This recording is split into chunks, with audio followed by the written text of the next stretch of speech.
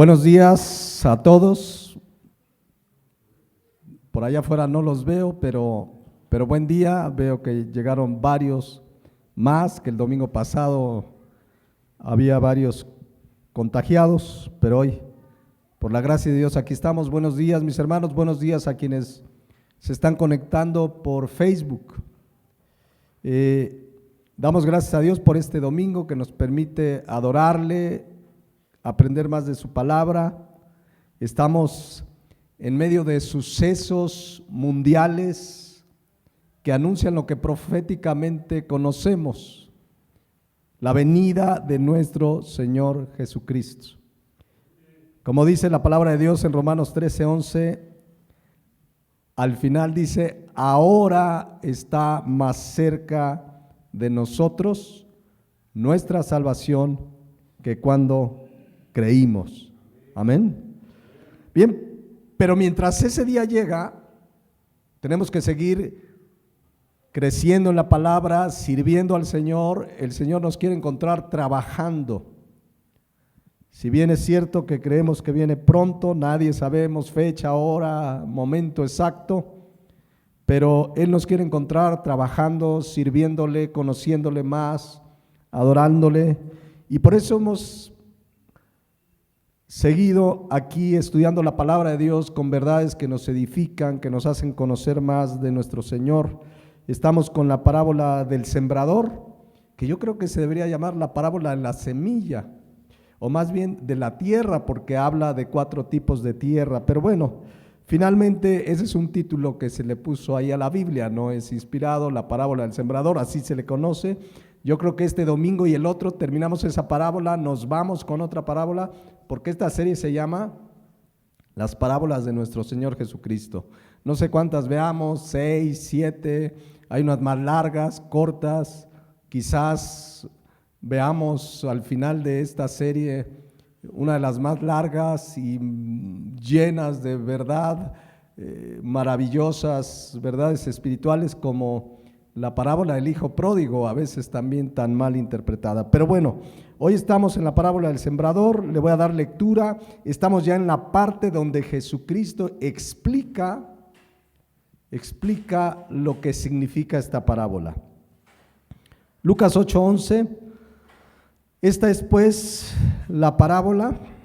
La semilla es la palabra de Dios, y los de junto al camino son los que oyen, y luego viene el diablo y quita de su corazón la palabra para que no crean y se salven. Los de sobre piedras son los que, habiendo oído, reciben la palabra con gozo, pero estos no tienen raíces, creen por algún tiempo y en el tiempo de la prueba se apartan. La que cayó entre espinos, estos son los que oyen, pero yéndose son ahogados por los afanes y las riquezas y los placeres de la vida, y no llevan fruto. Mas el que cayó en buena tierra, estos son los que con corazón bueno y recto retienen la palabra oída y dan fruto con perseverancia. Bueno, repasemos brevemente. Creo que quedó muy claro hace 8 días en Lucas 8:11 que en esta parábola la semilla es ¿qué? La palabra de Dios, el evangelio, las buenas noticias, es lo único que significa en esta parábola la semilla, en la explicación que da nuestro Señor Jesucristo. Así lo dice Lucas 8:11, la semilla es la palabra de Dios. Así es que vimos hace 8 días, no es la única ocasión que a la palabra de Dios se le ejemplifica como una semilla. Vimos por ahí un par de textos del Antiguo Testamento, otros del Nuevo Testamento, y decíamos que de pronto en el caso del sembrador sí ha habido como opiniones, y una de las más comunes que he escuchado es que el sembrador es el Señor Jesucristo, pero ya vimos que eso es un error, porque en esta parábola no es así. Simplemente el sembrador es el que siembra la palabra, pero lo toman de otra parábola. ¿Se acuerdan? Comentábamos la parábola del trigo y la cizaña, otra parábola. No es la misma parábola, elementos similares, simbolismos similares, pero significados distintos, porque ahí en Mateo 13:37 Jesucristo dijo en la parábola del trigo y la cizaña, No es nuestra parábola que estamos estudiando, pero ahí dice que el que siembra la buena semilla es el Hijo del Hombre. Entonces, en esa parábola, no sé si la estudiemos, probablemente sí, pero en esa parábola la buena semilla la siembra el Hijo del Hombre. También en esa parábola, el versículo 38, la buena semilla son, dice ahí, los hijos del reino. ¿Qué es la semilla en nuestra parábola del sembrador? La palabra de Dios. Y en la parábola del trigo y la cizaña, la buena semilla son los hijos del reino. Entonces, decíamos hace 8 días, no hay que mezclar parábolas, gimnasia con magnesia, hay que estudiar cada parábola en su contexto. Si Jesucristo dio la interpretación, basarnos a la interpretación que Jesucristo dio. Entonces, es claro, para esta parábola, Lucas 8:11, la semilla es la palabra de Dios. Entonces, ¿quién es el sembrador? Pues cualquiera que siembra la palabra. Puede ser tú, yo, cualquier verdadero creyente que cumple la responsabilidad de predicar el evangelio. Ahora, veíamos en Marcos 4:14, misma parábola del sembrador, otro evangelista, Marcos, que dice claramente que el sembrador es el que siembra la palabra. ¿Qué debemos hacer como sembradores? ¿Sembrar qué? La palabra, el evangelio. Marcos 16:15, que conocemos muy bien, tenemos que ir y predicar el evangelio. Ya la respuesta al evangelio depende del tipo de corazón del que oye, pero a nosotros nos corresponde predicar el evangelio, sembrar la palabra. Eso es suficiente. Decíamos hace 8 días que de pronto hay corrientes ya desde hace décadas que como que creen que el evangelio necesita ayuda. Sí predico la palabra, pero si lo hago a manera de teatro, si lo hago a manera de circo, si hago show, si hago un concierto, la palabra de Dios, Romanos 1:16, el evangelio por sí solo es poder de salvación para el que cree. No necesita ayuda. Una vez me hablaron y me dijeron, pastor, ¿ya vio? Hay una película de un león. ¿Cómo se llama? De un autor que se llama Narnia. Me dijeron, es el mensaje del evangelio. Y yo vi la película. Bueno, si te lo imaginas, pues el león que murió, pero el evangelio hay que predicarlo, citar la Biblia, decir la Biblia dice, por cuanto todos pecaron, citas la Biblia. No, pero es que ahí está porque el león murió y luego resucitó, entonces es una película evangelística. No lo es. Evangelizar es compartir el evangelio.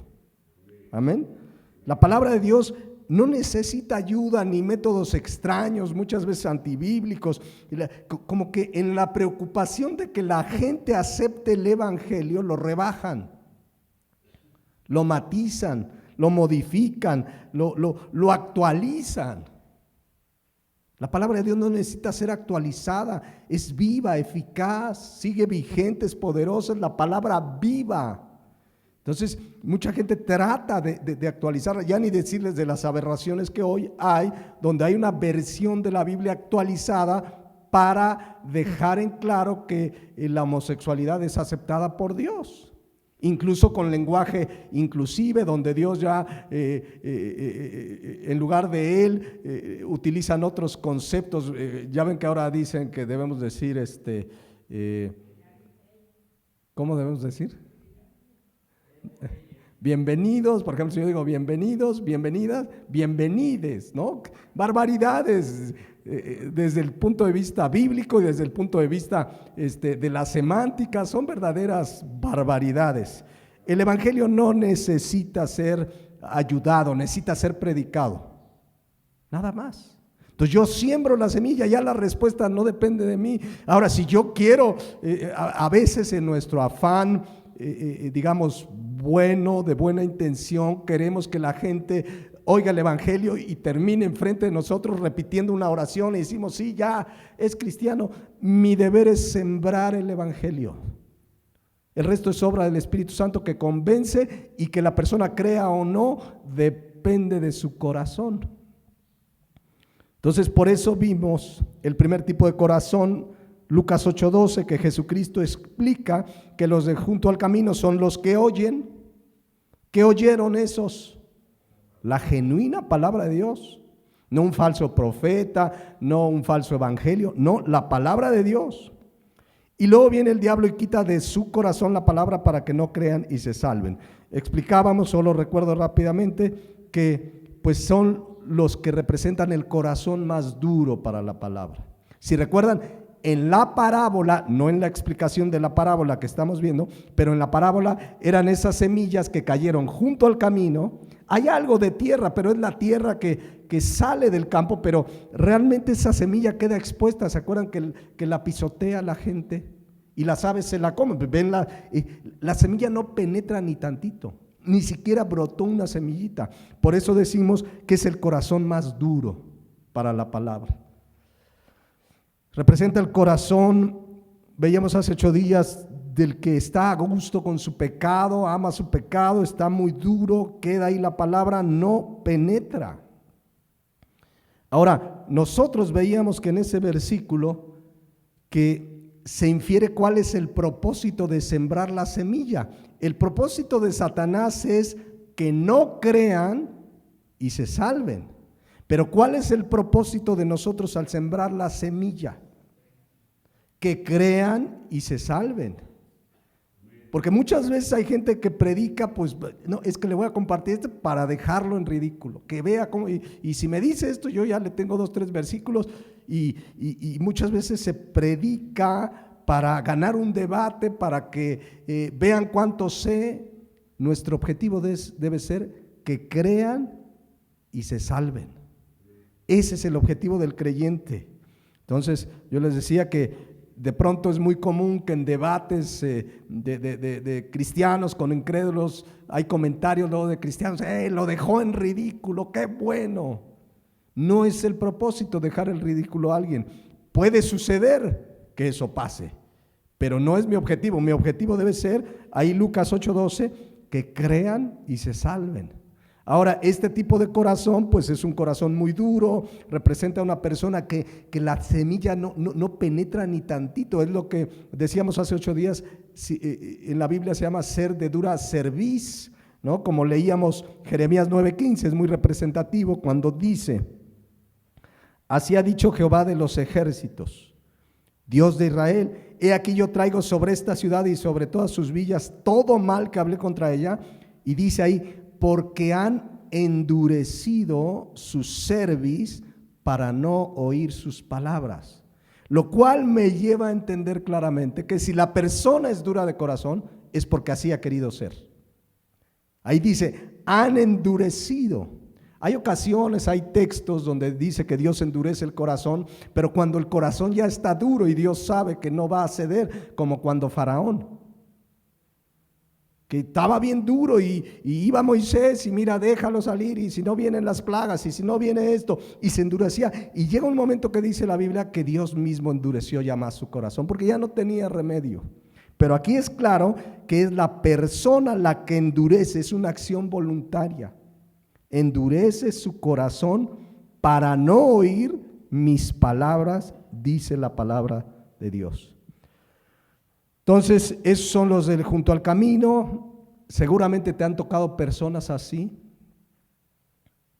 Y es difícil y nos toca orar y seguir compartiendo. Uno no sabe qué pasará finalmente con ese corazón. Dios sí. Dios sí.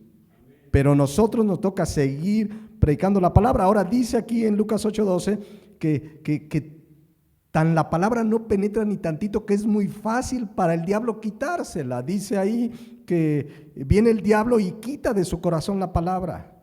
Habla de que están a merced del diablo, o sea, apenas le compartes la palabra e inmediatamente el enemigo con total facilidad se la quita. Así como un ave ve las semillas apetitosas que no penetraron en la tierra y se las lleva, pero ni lo piensa, es muy fácil quitar del corazón de esas personas para el enemigo la palabra de Dios.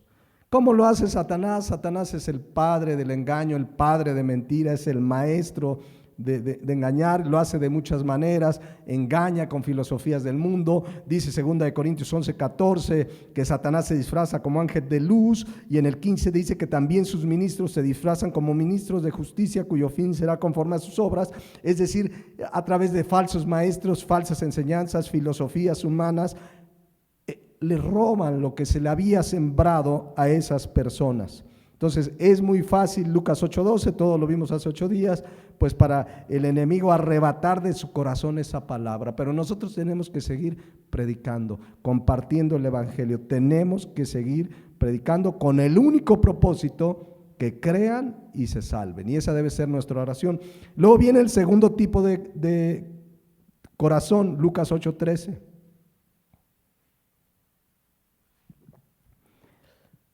Dice Jesucristo, ya no lo vimos. Los de sobre piedra son los que, habiendo oído, reciben la palabra con gozo, pero estos no tienen raíces, creen por algún tiempo y en el tiempo de la prueba se apartan.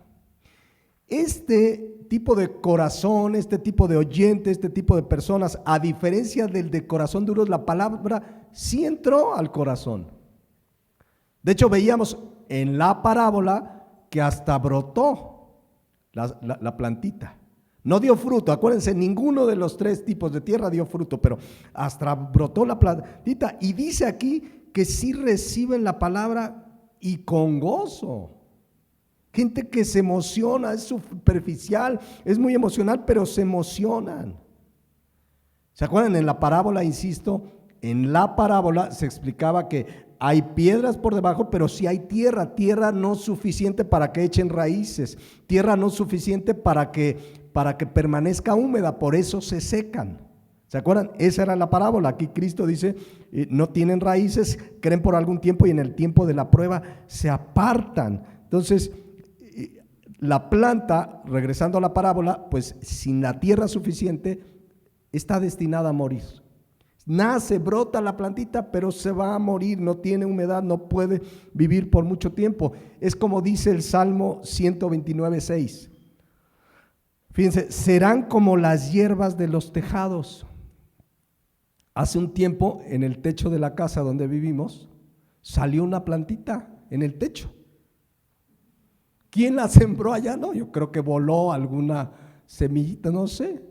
Pero obviamente ustedes creen que creció un árbol ahí. No, creció algo, pero dice aquí, serán como la hierba de los tejados que se seca antes de que crezca. ¿Ya vieron? O sea, sí brota ahí la semillita, no hay fruto, pero brota la semillita, pero se va a secar antes de que crezca. Así son este tipo de oyentes. Antes de que crezca acá la palabra para dar fruto, se va a secar. Y ahorita vamos a ver por qué, pero no dan fruto, por supuesto. Por eso dice el versículo 7 de ese mismo Salmo, del cual no llenó el segador su mano, ni sus brazos el que hace gavillas. O sea, no pudieron recoger fruto de ahí. No hay fruto, no hay fruto. Y lo mismo con este tipo de oyente, Lucas 8:13, los de sobre piedra son los que, habiendo oído, reciben la palabra con gozo, pero estos no tienen raíces, creen por algún tiempo y en el tiempo de la prueba se apartan. Entonces, dice ahí que reciben la palabra ¿cómo? Con gozo. Y mucha gente dice, entonces sí la recibieron, entonces sí era cristiano. No, ninguno de los 3 tipos de tierra, o de la explicación de los 3 tipos de corazón, nacieron de nuevo porque no dieron fruto, solamente el 4º tipo de tierra, pero se emocionaron, recibieron la palabra y con gozo. La palabra recibir en el griego puede ser de homai, puede ser en el sentido meramente intelectual o en el sentido genuino. En este caso es meramente intelectual porque no dio fruto. Entonces la palabra de homai significa percibir, tomar, aceptar. O sea, dicen que se emocionan al recibir la palabra. ¿Te ha tocado compartir la gente que dice, oye, qué bien lo que comparte, me gusta tu rollo? Y lo adoptan y hay interés, pero es una recepción solamente emocional, superficial, intelectual. Se emocionan con la palabra y a ver, cuéntame más, y a ver, enséñame más, y a lo mejor van a su casa y le dicen, ¿qué creen? Me hablaron de Cristo y están emocionados, pero jamás, según explica Cristo, dio fruto. Por eso dice claramente Jesucristo que creen por algún tiempo. Es una creencia temporal. La genuina fe no es temporal. Dice ahí, creen por algún tiempo. Es gente que va a la iglesia, puede participar en la iglesia, se puede bautizar inclusive, puede estar al frente de una iglesia inclusive. Hemos estudiado en las cartas de Apocalipsis cómo hubo hasta un pastor que ni siquiera había nacido de nuevo, al que Cristo le reclama duramente. Tienes nombre de que vives, pero estás muerto. Entonces, este tipo de personas abundan en las iglesias, están dentro de las iglesias. O sea, no es gente que está fuera de la iglesia, es gente que está dentro de la iglesia. Pero dice que, como justamente dice el 13, que no tienen raíces, creen por algún tiempo. ¿Y qué pasa? En el tiempo de la prueba, ¿qué pasa? Se apartan. Terminan apartándose. Tarde que temprano. Ahorita les explico esa palabra apartarse, porque habla de algo definitivo. No es alguien que de pronto dejó 2, 3 domingos de venir y quizás alguna situación. Es alguien que se aparta definitivamente. Pero ¿cuándo se aparta? Aquí está la clave. En el tiempo de la prueba. En el tiempo de la prueba. La palabra prueba, peirasmos del griego, significa adversidades. ¿Cuántos pasamos adversidades?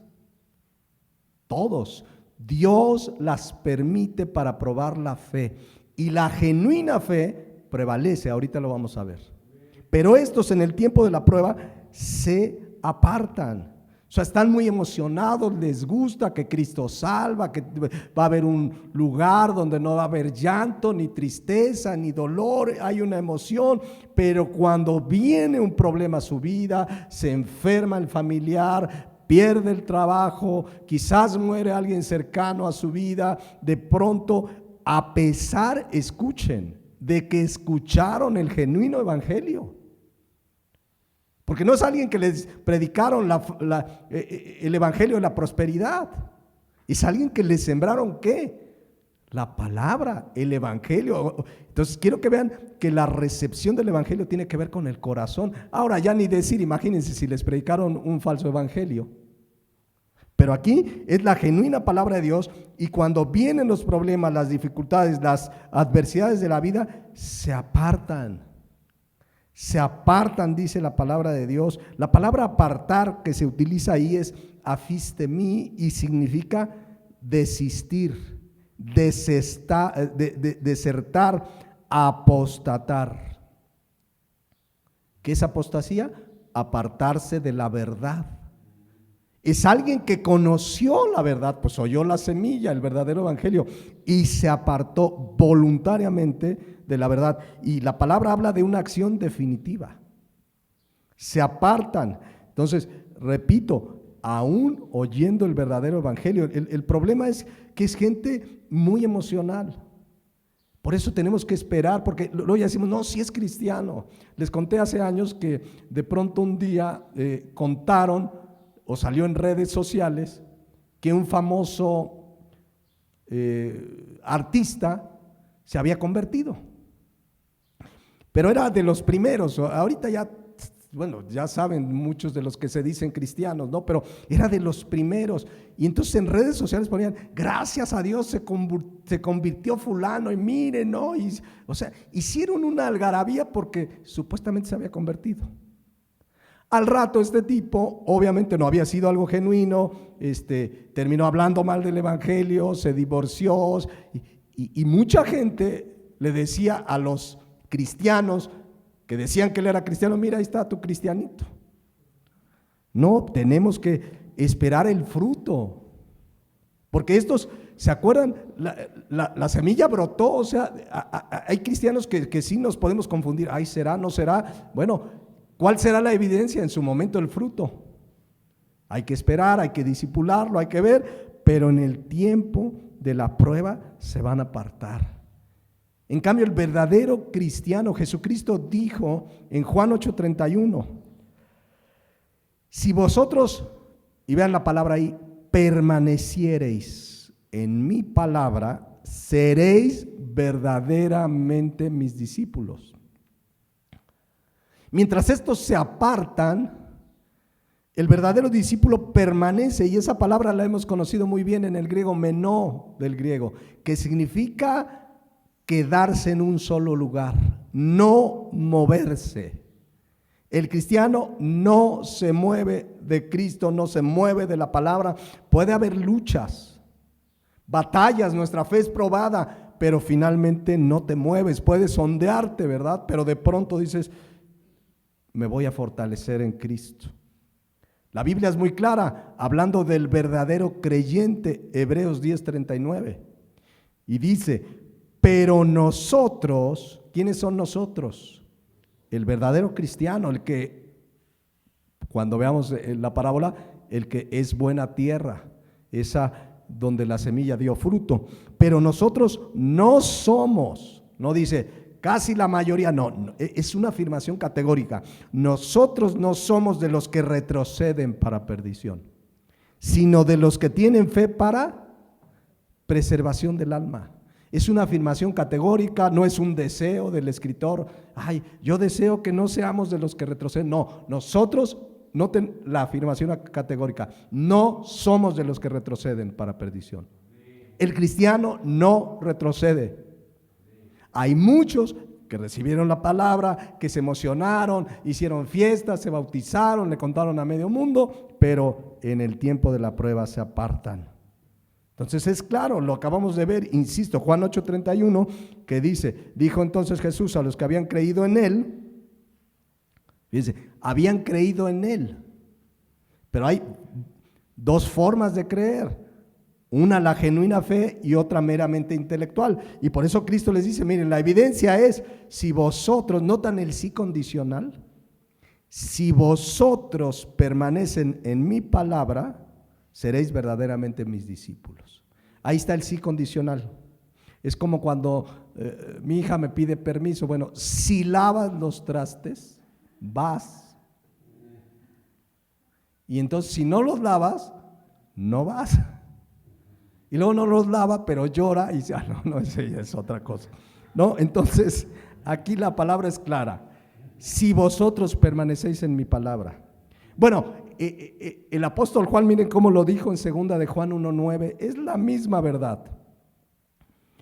Cualquiera sea pastor, sea que tenía mucho tiempo en una iglesia, que se había bautizado, lo que tú quieras, quien sea, que se extravía y no persevera en la doctrina de Cristo, ¿qué dice ahí? No tiene a Dios. Así, Juan era muy claro siempre. Usted lea la primera, la segunda carta de Juan, es blanco y negro, porque así es, o eres de Dios o no eres de Dios. Entonces, cualquiera que se extravía y no persevera en la doctrina de Cristo no tiene a Dios. El que persevera en la doctrina de Cristo, ese sí tiene al Padre y al Hijo. La palabra perseverar no es emocionarse, recibir la palabra con gozo. La palabra perseverar es la palabra que acabamos de mencionar en el griego, menó. Quedarse, no moverse del lugar, habla de algo permanente, no temporal. Y Juan no le da vueltas. El que no persevera no tiene a Dios. No, pero a lo mejor es que es medio cristiano, es que no. El que no persevera no tiene a Dios. Aunque haya demostrado una emoción maravillosa cuando recibió la palabra, si no persevera en la doctrina de Cristo, dice que no tiene a Dios. Y el que persevera, ese sí tiene al Padre y al Hijo. Punto. Entonces, esa es la evidencia. Entonces, nuestra fe es probada. Pues sí, los de Lucas 8:13, pues vemos que creen por algún tiempo y en el tiempo de la prueba se apartan. Como cristianos podemos tener luchas, batallas, pero tenemos una verdad muy clara desde el principio que Jesucristo compartió el Evangelio, dijo en Juan 16:33, que conocemos muy bien. En el mundo, ¿dónde estamos viviendo? En el mundo. No somos del mundo, ya lo sabemos, pero vivimos en el mundo. Y aquí trabajamos y te pagan el mismo dinero y tenemos hambre, sueño y dificultades. Y ahorita hay crisis económica y a la mayoría le pega, etcétera. En el mundo, dice Cristo, tendréis aflicción, pero confía. La palabra confianza habla de fe, de genuina fe. Confía. Yo he vencido al mundo. Entonces, ¿el cristiano tiene aflicciones? Sí. La palabra aflicción, la he explicado muchas veces, dirlipsis en el griego, significa la cara que me hicieron ahí con la palabra, pero así se escribe o así se oye en el español. Significa en primer lugar estrechez. Habla de situaciones donde no tienes para dónde hacerte. ¿Te han pasado situaciones donde no tienes para dónde hacerte? Y se aflige uno. Te dicen, por ejemplo, hay que pagar mañana la renta, son 5,000 pesos y tú tienes 200 en el bolso. Y no eres pariente del presidente, pero ahí tienes 200. Y ni para dónde hacerse. Situaciones donde te dicen, tu diagnóstico de salud es no hay nada que hacer. Eso es estrechez. Estrechez habla también de situaciones donde no hay manera humana de salir. Situaciones de estrechez. También significa angustia. ¿Cuántos han vivido momentos de angustia en este mundo? El hijo que se enferma, el hijo que no llega. Ayer en la mañana oía noticias, creo que en Jalisco, ¿no? Claro, andaban en la fiesta, en la noche, pero bueno, eso no debería ser suficiente para que no regresaran a casa. Esperaban a sus hijos y aparecieron muertos. Angustia significa también tribulación. ¿Cuántos esta mañana están pasando alguna angustia, alguna estrechez? Noticia, Cristo ya había dicho que la pasaríamos. Pero, ¿qué debemos hacer? ¿Apartarnos? No, ya me voy del evangelio. Muchos hacen eso. Cuando viene la prueba es lo que está hablando Lucas 8:13. En el tiempo de la prueba se apartan. No, pues yo pensé que Dios me iba a bendecir y yo pensé que no iba a pasar problemas, a pesar que oyó el genuino evangelio. Todavía los que oyeron la doctrina de la prosperidad, pues tienen a quien echarle la culpa, ¿no? Es que el pastor me dijo que yo iba a ser rico, que soy hijo del rey, que no. Aquí recibieron el verdadero evangelio. Por eso, el verdadero cristiano lo que debe hacer es confiar. Y confiar tiene que ver con creer. Confíen, dice Cristo, yo he vencido. Amén. Y lo que debemos hacer en medio de la angustia, de la aflicción, de la dificultad, ¿qué es? ¿Se acuerdan Filipenses 4, 6 y 7? Lo conocemos muy bien, pero el problema no es conocerlo. Porque alguien dice, no, yo me lo sé de memoria, hermano, en griego. Sí, pero ¿qué pasa cuando te afliges? Hasta se te olvida. En español, ya no digas en griego. ¿Qué dice la palabra de Dios? Por nada. Es que no sabe el problema que yo estoy pasando, ni nadie lo ha vivido en este mundo. Por nada estés afanoso. Y afanoso, ya lo hemos explicado, una preocupación que te quita la paz. Por nada. No quise que no me preocupe, mi hija no llega, dijo que llegaba a las 7 y son las 8 y no llega. ¿Qué debemos de hacer? No quiere decir, ay, no pasa nada. Me voy a dormir, voy a ver el fútbol, ya, si llega bien, si no. No, dice que lo que debemos de hacer es que sean conocidas nuestras peticiones delante de Dios con toda oración y ruego, súplica, clamor. Señor, me aflige esto. Señor, me preocupa aquello. Señor, tengo este problema, y oras y clamas y además le das gracias. Señor, gracias. Por esto que no sé qué va a pasar, yo sé que todas las cosas ayudan a bien, estoy preocupado, pero vengo a ti en oración y ruegos y te doy gracias. ¿Y qué va a pasar? Versículo 7. Noten que no dice que va a responder necesariamente como tú quieres o como yo quiero. A veces sí, si es su voluntad, así sucederá. Y si no es su voluntad, pues no sucederá como esperamos. Pero lo que sí dice es que la paz de Dios, que sobrepasa todo entendimiento, guardará vuestros corazones y vuestros pensamientos en Cristo Jesús. La pregunta es, ¿lo hacemos cuando estamos en el tiempo de angustia, de aflicción, de prueba? ¿O dices, no, ya no voy a la iglesia el domingo? Nah. Como que queremos castigar a Dios. No, ahora no voy. Es más, ahora ni diezmo, ¿no? No, y ahora no. ¿Por qué? Porque el asunto no es saberlo, es hacerlo. Señor, tengo una preocupación, oras, clamas, ruegas, le das gracia y Dios promete que te va a dar una paz que sobrepasa todo entendimiento. Y va a estar a lo mejor el problema en su punto más álgido y tú, en paz me acostaré y así mismo dormiré, porque solo tú, Jehová, me haces vivir confiado. Pero perseveramos, permanecemos, nada nos mueve porque todo lo podemos en Cristo que nos fortalece, y nuestra fe que es probada no se mueve.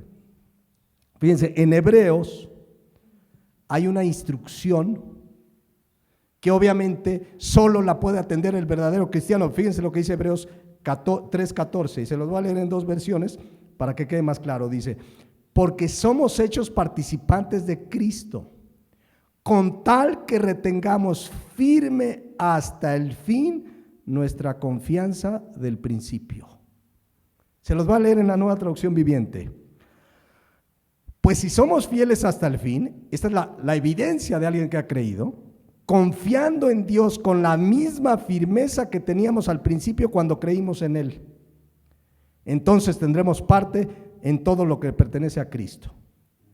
O sea, el que verdaderamente creyó en Cristo, al final de los días, en cualquier circunstancia y hasta el fin, mantendrá firme su fe. A diferencia que el oyente de Lucas 8:13, creen por algún tiempo, o sea, no hasta el fin, porque en el tiempo de la prueba, ¿qué? Se apartan.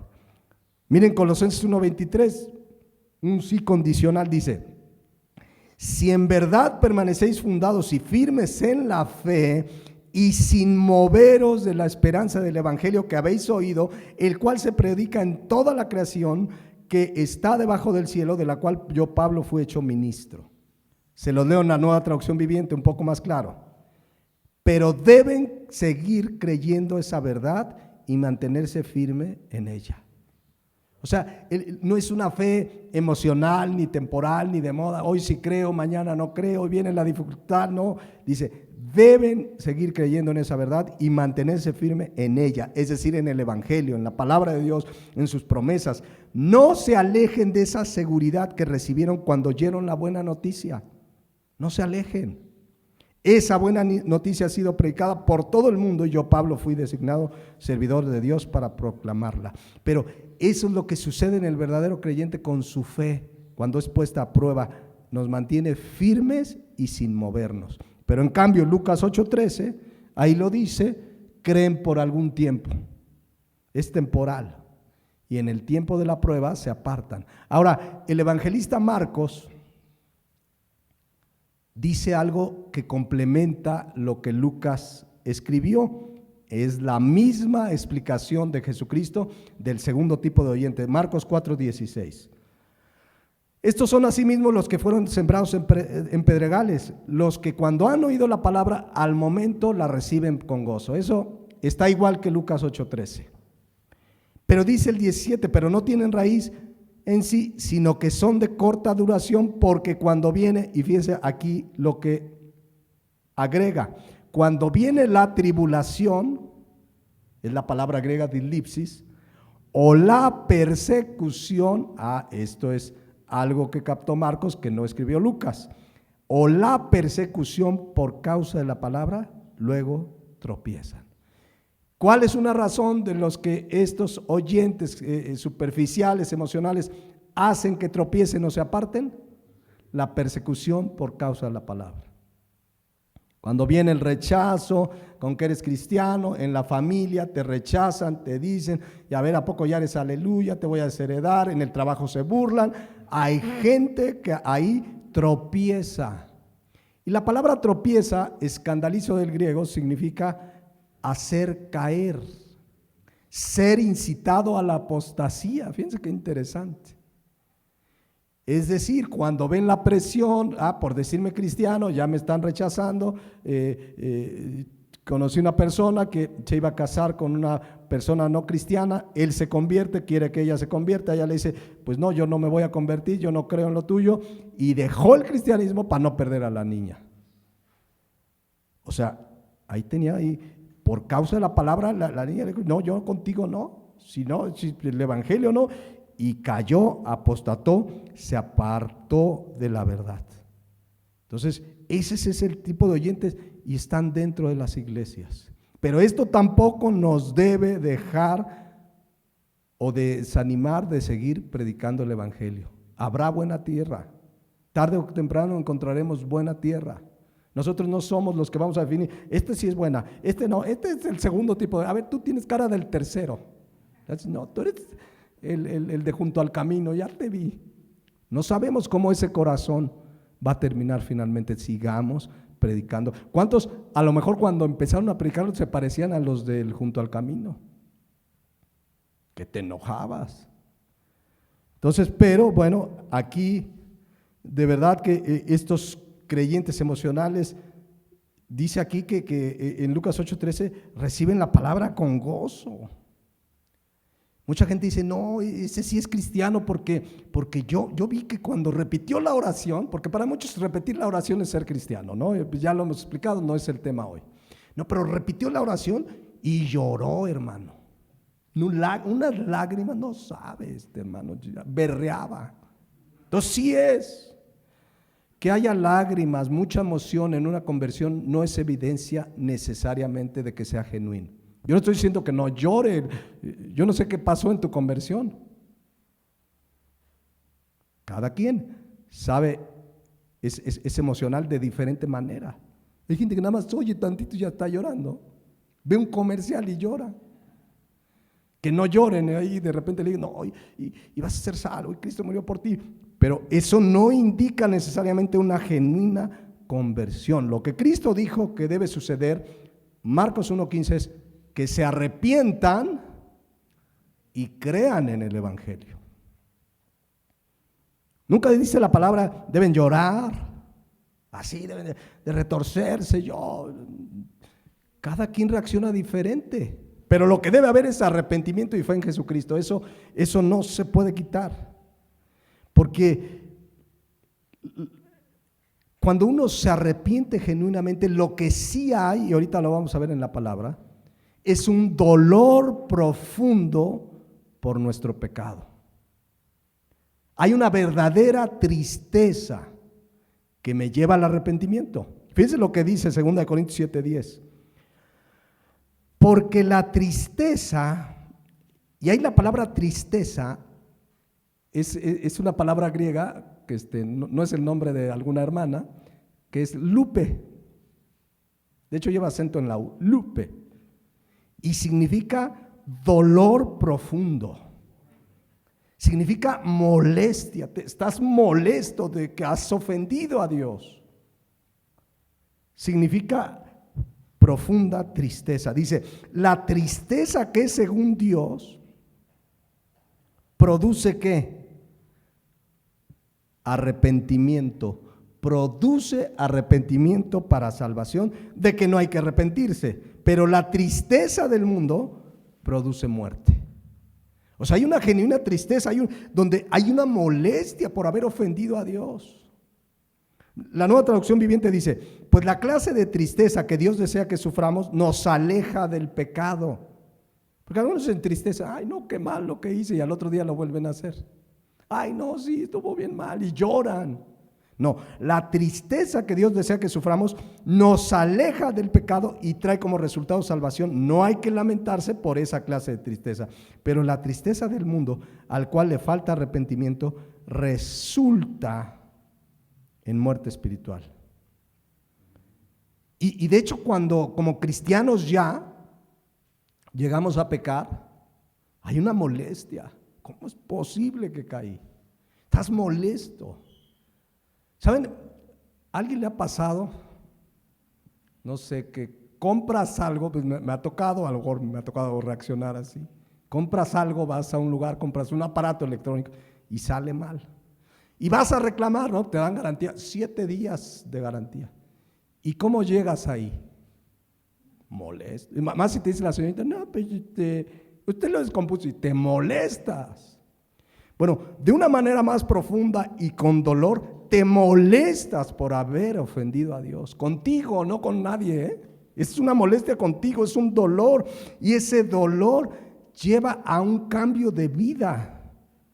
Por eso decía Juan el Bautista cuando predicaba el Evangelio, en Lucas 3:8 les decía, hagan frutos dignos de arrepentimiento. Es decir, el arrepentimiento genuino trae un cambio de vida.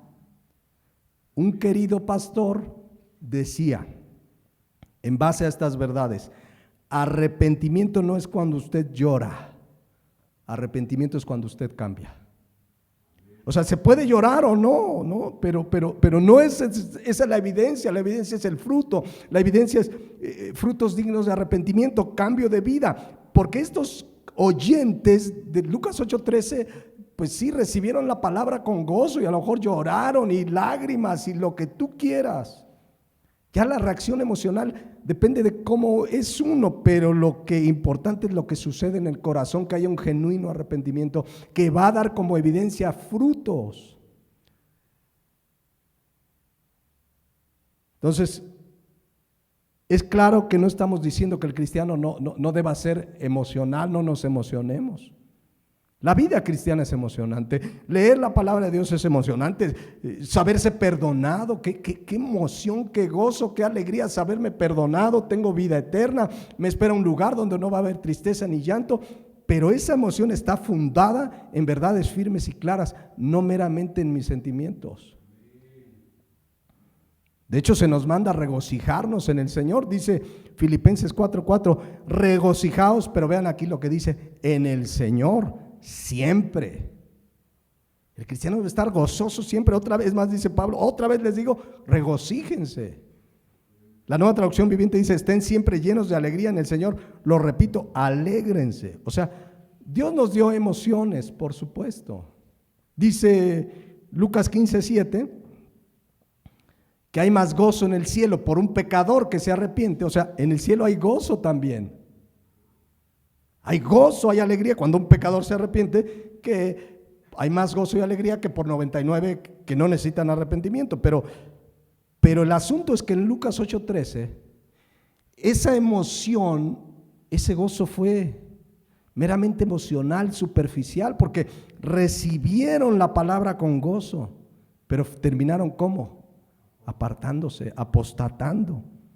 O sea, es una alegría alrededor de una falsa conversión,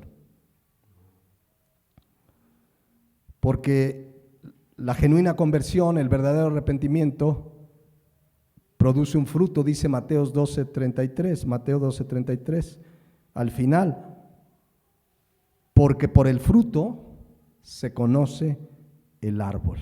Entonces, terminando por hoy, Lucas 8:13, este oyente tampoco produjo fruto, ¿no? Es de corta duración, en el tiempo de la prueba se aparta, pero pueden aparentar. ¿Se acuerdan que el martes, los que están en el estudio de los martes, estamos leyendo los falsos profetas, pero también aplica para muchos que se dicen cristianos? Donde dice 2 de Pedro 3:20, fíjense lo que sucede en gente que no es cristiana, pero que parece que a muchos pudo engañar. Dice, ciertamente, si habiéndose ellos escapado de las contaminaciones del mundo por el conocimiento del Señor y Salvador Jesucristo, enredándose otra vez en ellas, son vencidos y su postrer estado viene a ser peor que el primero. O sea, es gente que al principio de conocer el Evangelio hasta se escapan de la vida mundana. Dice ahí, se escapan de las contaminaciones del mundo. O sea, oyen el Evangelio, se emocionan, ahora sí ya no voy a mentir, ya dejo de fumar, ya dejo de mentir, ya dejo de robar, sí, porque oí el Evangelio y Cristo murió, y se emocionan y se apartan de las contaminaciones del mundo por el conocimiento de Jesucristo. Conocimiento mental, intelectual, nunca bajó a su corazón, porque terminaron enredándose otra vez en las cosas de las que supuestamente habían oído. Y dice que su postrer estado viene a ser ¿qué? Peor que el primero. Fíjense que en la semana me encontré una persona que tenía yo alrededor de 30 años que no la veía. O sea, yo creo que estaba yo en el kinder. No, hace 30 no, ¿eh? No, hace 30 ya me iba a casar. No tanto. El asunto es que Cristiano, bueno, nos conocimos en la iglesia donde conocí del Evangelio por primera vez. Y lo vi después de 30 años en la semana pasada. Y empezamos a platicar ahí estábamos en un asunto. Y me dice, ¿te acuerdas de fulanito? Sí, no, ese ya se apartó. ¿Cómo fulanito? Sí. No, pues ¿te acuerdas de tal? No, y fulanita. Bien triste, mis hermanos. O sea, lo comentan, no era chisme, sino que nos vimos después de 30 años y nos preguntamos por gente que conocíamos de la iglesia. Y los dos comentamos de varios casos, o de algunos casos, de gente que ahí estaba, que la veíamos sirviendo o emocionados o lo que sea, y hoy están apartados completamente. Y fulano, no, ese ya se casó 2 veces. Y tal pastor, se volvió a casar el pastor. Bueno, en fin, dice aquí el versículo 21 de Pedro, porque mejor les hubiera no haber conocido el camino de justicia. Oyeron el verdadero evangelio y se apartaron. Mejor les hubiera sido no haber conocido el camino de justicia que después de haberlo conocido volverse atrás del santo mandamiento que les fue dado. Pero ya lo veíamos el martes, les ha acontecido lo del verdadero proverbio: el perro vuelve a su vómito y la puerca lavada a revolcarse en el cieno.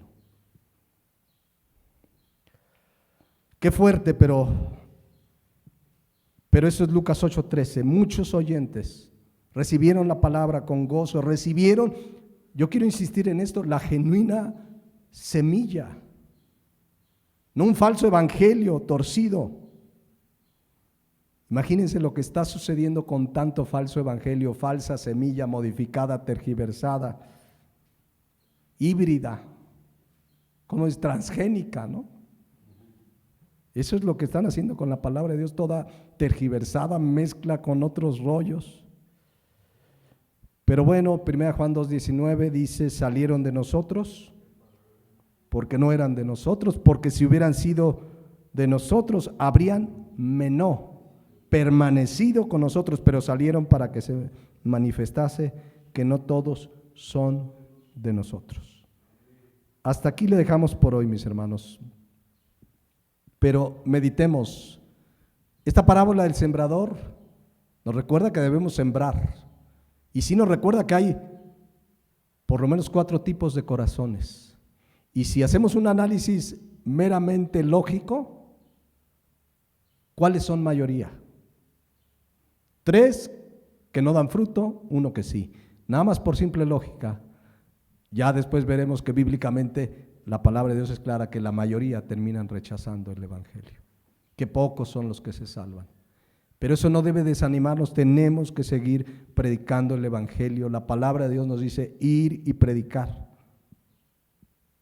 Ir y predicar, pero también quizás alguien, y les invito a que cierren sus ojos y empecemos a orar y meditar en lo que hemos visto. Quizás haya alguien aquí que así te pasó, oíste el evangelio hace tiempo y te emocionaste, ibas a la iglesia, querías servir, le decías al pastor que querías predicar y hoy estás apartado. Quizás no es definitivo el que estés apartado, quizás hoy Dios está tocando tu corazón para que verdaderamente te arrepientas y vengas a Jesucristo. ¿Habrá alguien que esté escuchando esta enseñanza que se ha apartado habiendo oído el evangelio? Quizás hoy es la oportunidad última que Dios te da para que te arrepientas y creas en el evangelio. Arrepiéntete y cree en el Señor Jesucristo y serás salvo. Pero también nosotros, mis hermanos, hemos sembrado la semilla. Eso es lo que se nos manda. No necesita ayuda la palabra de Dios, solo ser predicada, solamente ser esparcida, sembrada, predicada. La reacción de las personas no depende de nosotros, lo que depende de nosotros es sembrarla. Y habrá corazones muy duros, como el primer tipo de corazón, que hasta te ofendan y te digan de lo que te vas a morir. Habrá otros que lo reciben emocionados y de repente crees ya se convirtió y de repente se aparten. pero sigamos sembrando la semilla. Viene el tiempo de la siega, mis hermanos. La mies es mucha, pero los obreros son pocos. ¿Habrá entre nosotros obreros para ir a la mies? Padre Celestial, te damos gracias por tu palabra. Gracias por esas enseñanzas que Jesucristo dejó en parábolas, con ejemplos ilustrativos que nos ayudan a entender ahora como hijos tuyos estas verdades espirituales. Gracias por tener ese privilegio de poder comprender estas verdades, porque a nosotros se nos ha dado saber y conocer los misterios del Evangelio. Han sido revelados a tus santos apóstoles y hoy podemos tener entendimiento de ellos. Pero este conocimiento implica una responsabilidad de ir y predicar. Que nuestro objetivo sea compartir el Evangelio para que la gente crea y se salve. Te lo pedimos y oramos en Cristo Jesús. Amén. Amén, mis hermanos.